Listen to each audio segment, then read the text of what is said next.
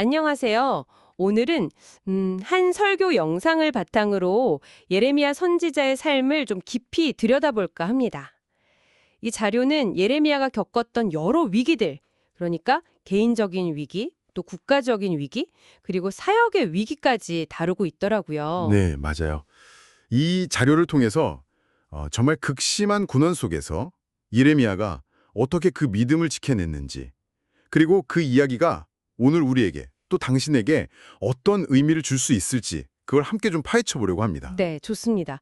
목표는 이런 어려운 시기를 헤쳐나갈 어떤 통찰, 지혜를 얻는 것이겠죠? 그렇죠. 바로 그거죠. 그럼 먼저 예레미야가 처했던 상황부터 좀 볼까요?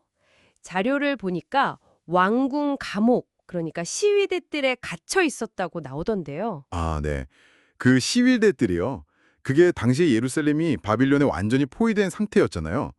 근데 정치적으로는 애굽의 도움을 받으려는 파, 친애굽파가 힘을 얻고 있었어요. 아하, 그런데 예레미야는 하나님의 뜻이라면서 바빌론에 항복해라 이렇게 외쳤으니까. 아, 완전 반대 메시지였네요. 네.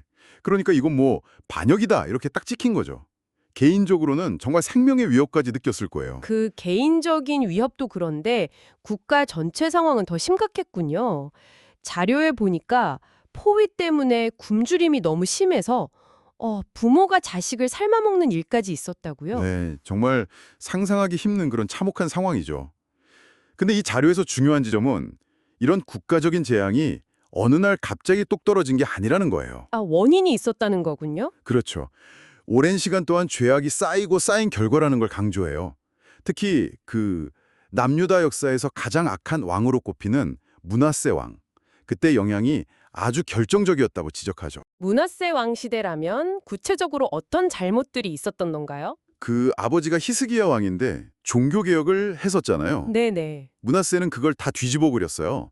우상 숭배 장소였던 산당들 그거 다 다시 세우고 개혁했던 걸 다시 원위치로. 음, 네.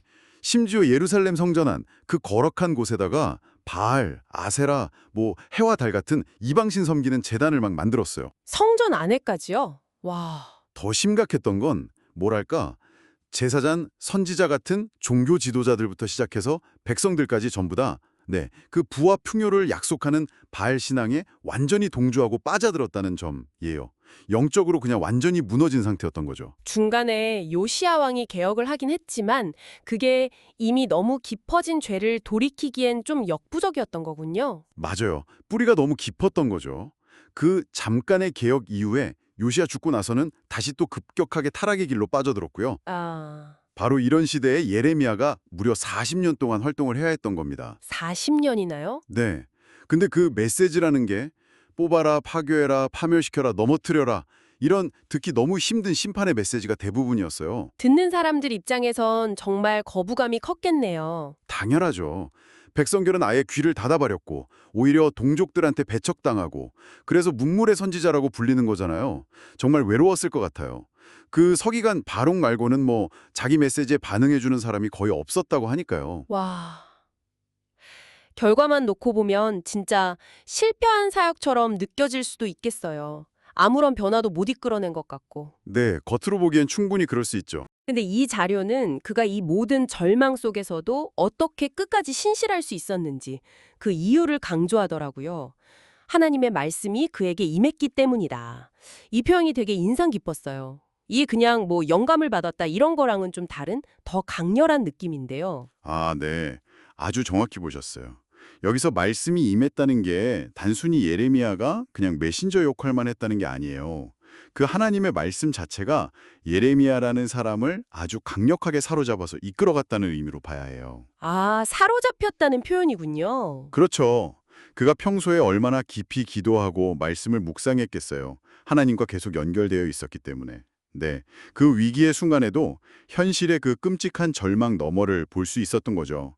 하나님의 관점, 하나님의 약속을 붙들 수 있었던 힘이 거기서 나온 거예요. 아, 예레미야 33장 3절 말씀 생각나네요. 너는 내게 부르짖으라 내가 내게 응답하겠고 네가 알지 못하는 크고 은밀한 일을 내게 보이리라. 네, 바로 그거죠. 그런 약속을 붙잡았던 거예요. 그래서 그 절망적인 상황 속에서도 미래의 회복, 새 언약에 대한 희망을 선포할 수 있었던 거군요. 예레미야서 30장에서 33장까지 내용이 그거잖아요. 맞습니다. 비록 자기 눈으로는 그 약속이 이루어지는 걸 보지 못하고 죽었지만요. 네. 그래도 그는 그 약속을 믿고 끝까지 자기 사명을 다한 거죠. 눈앞의 현실 너머에 있는 더 큰 그림, 역사를 주관하시는 하나님을 본 거예요. 이게 결국 오늘 우리 당신에게도 질문을 던지는 것 같아요. 뭐 개인적인 어려움이든 아니면 직장에서의 위기 혹은 사회적인 혼란 속에서 당신은 지금 뭘 보고 있냐는 거죠. 당장 눈앞에 문제에만 매몰되어 있는지 아니면 그 너머에 어떤 가능성, 하나님의 주권을 보고 있는지. 네, 정말 중요한 중요리죠. 예레미야처럼 평소에 영적인 기초를 잘 다져놓는 것, 그러니까 말씀과 기도로 내면의 힘을 기르는 게 위기가 닥쳤을 때 얼마나 결정적인 역할을 하는지 보여주는 것 같아요. 네, 맞아요. 때로는 정말 이해할 수 없는 고난이 찾아올 때도 있잖아요. 그럴 때조차도 그 너머를 보는 믿음으로 받아들이는 자세가 필요하다는 메시지 같기도 하고요. 마치 순교자들처럼요. 그렇죠. 현실 너머를 보는 믿음, 그리고 그걸 가능하게 하는 평소의 영적 준비, 이게 핵심인 것 같습니다.